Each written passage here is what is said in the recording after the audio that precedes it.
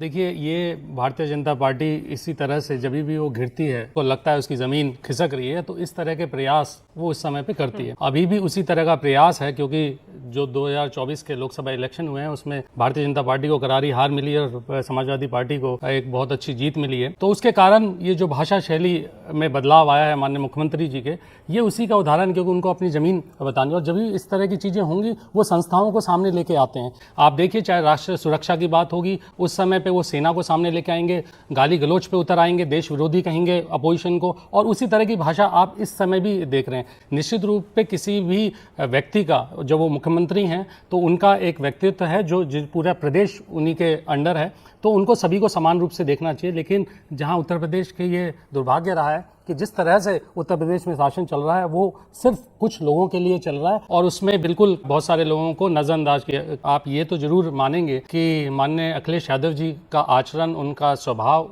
उनका व्यक्तित्व वो बहुत सरल है, और उस तरह से उनकी भाषा शैली, यहाँ तक कि अपोजिशन में भी लोग उनका सम्मान करते हैं।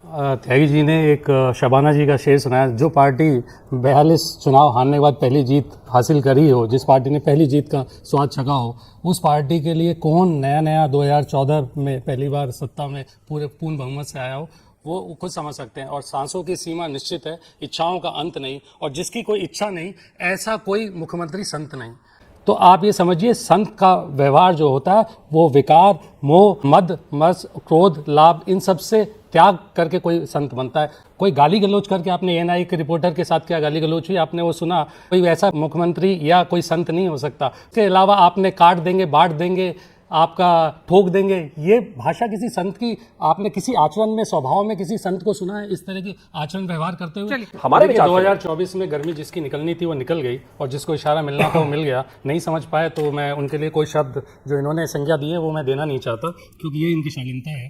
दूसरी बात, मठों की बात कर रहे थे, मठों के लिए शंकराचार्य जो अपमान हुआ है, आपने राम मंदिर में देखा, उसके उद्घाटन में देखा शंकराचार्यों ने क्या क्या बोला, उनका जो अपमान हुआ है। दूसरी बात, ये गोली चलाने की बात करते, वही प्रिंसिपल सेक्रेटरी थे माननीय मुख्यमंत्री जब थे सदैव मुलायम सिंह जी, उनके प्रिंसिपल सेक्रेटरी को कैबिनेट सेक्रेटरी बनाते हैं और उसके बाद कमेटी के हेड हैं। दूसरी बात, गोली चलाने के बाद कुछ राम भक्त, रामों की जो जिनकी अर्थी भी राम नाम से उठी थी, कुछ ऐसे भक्त राजस्थान में भी थे, 73 लोगों को इन्होंने, इनकी सरकार ने, भाजपा की सरकार ने गोली से भून दिया था, उनकी भी अर्थी राम नाम से उठी थी। उन पे ये कभी आंसू नहीं बहाएंगे, क्योंकि वो पीडीए से आते थे, क्योंकि वो उनकी जाति पीडीए थे, वो निचली जाति से आते थे, वो एसटी थे, वो ओबीसी में थे, तो आप उनके लिए कभी आंसू नहीं बहाएंगे। तो ये इनका भेदभाव है, यही भेदभाव आज उत्तर प्रदेश के अंदर चल रहा है, जिस भेदभाव के कारण आज उत्तर प्रदेश पूरा त्राही त्राही मच रहा है। ये मुद्दों पे बात नहीं करेंगे, ये अपनी भाषा इसी तरह की रखेंगे, और शालीनता तो माननीय मुख्यमंत्री जी से आप उम्मीद ही नहीं कर सकते। इनका मुद्दा, इनका ध्यान अगर राहत के लिए बड़ा होता, जिस तरह से उत्तर प्रदेश में हाहाकार मचा हुआ है बाढ़ से,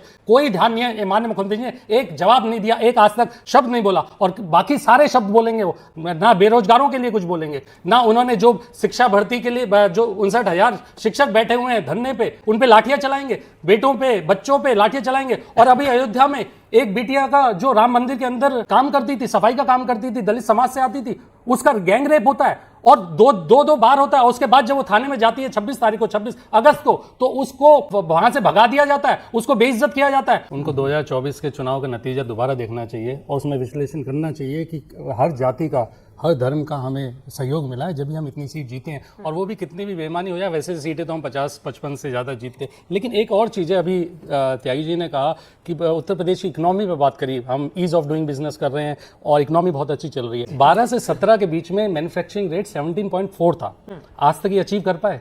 उत्तर प्रदेश आज प्रति व्यक्ति आय में सेकंड लास्ट नंबर पे, बिहार से ही बस ऊपर है थोड़ा सा, ये उस पर कर पाए।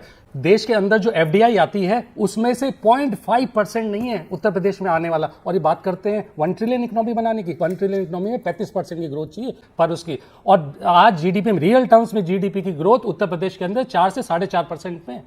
आप ये उत्तर प्रदेश के सही आंकड़े हैं, और वो ये बात करके आप कुछ भी चुनावी भाषण में कुछ भी आप बोल के आ जाए, जब आपको मालूम है आपकी असलियत, आपने कुछ बनाया नहीं उत्तर प्रदेश में, सिर्फ बिगाड़ा है, और आप जब इस हालत में हैं तो आप सिर्फ ऐसी भाषा शैली इस्तेमाल करके प्रदेश को और देश को बरगलाना चाहते हैं। आप जो मुद्दे हैं, जनमानस के मुद्दे, उन पर आप बात नहीं करना चाहते।